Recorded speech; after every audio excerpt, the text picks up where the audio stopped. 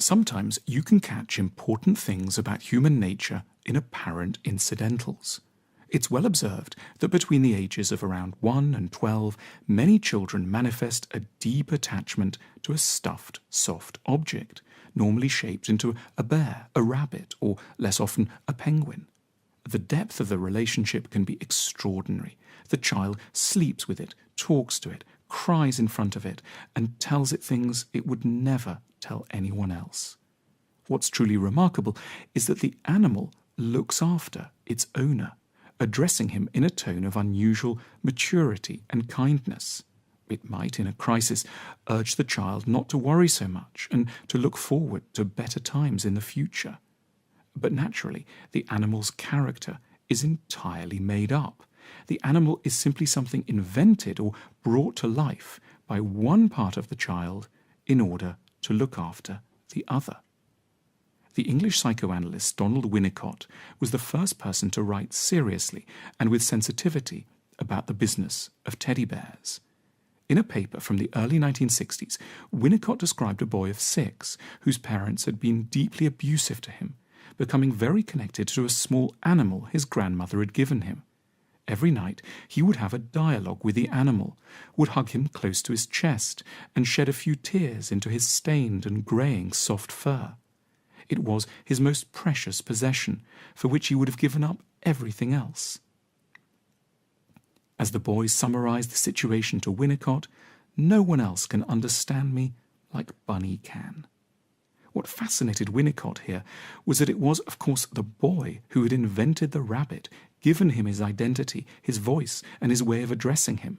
The boy was speaking to himself via the bunny, in a voice filled with an otherwise all too rarely present compassion and sympathy. Though it sounds a little odd, speaking to ourselves is common practice throughout our lives. Often, when we do so, the tone is harsh and punitive.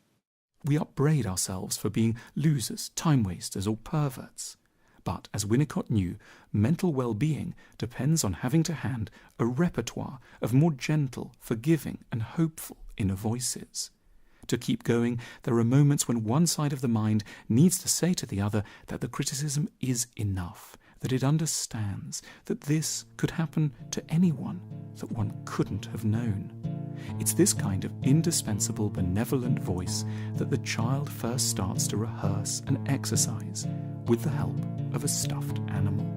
In adolescence, animals tend to get put away. They become embarrassing, evoking a vulnerability we're keen to escape from. But, to follow Winnicott, if our development has gone well, what was trialled in the presence of a stuffed animal should continue all of our lives, because, by definition, we will frequently be let down by the people around us, who won't be able to understand us, won't listen to our griefs, and won't be kind to us in the manner we crave and require. Every healthy adult should therefore possess a capacity for self-nurture. That is, for retreating to a safe, secluded space and speaking in a tone that's gentle, encouraging, and infinitely forgiving. That we don't formally label the understanding self white rabbit or yellow bear shouldn't obscure the debt that the nurturing adult self owes to its earlier embodiment in a furry toy. A good adult life requires us to see the links between our strengths and our regressive, childlike states. Being properly mature demands a gracious accommodation with what could seem embarrassing or humiliatingly vulnerable. We should honour stuffed animals for what they really are, tools to help us on our first steps in the vital business of knowing how to look after ourselves.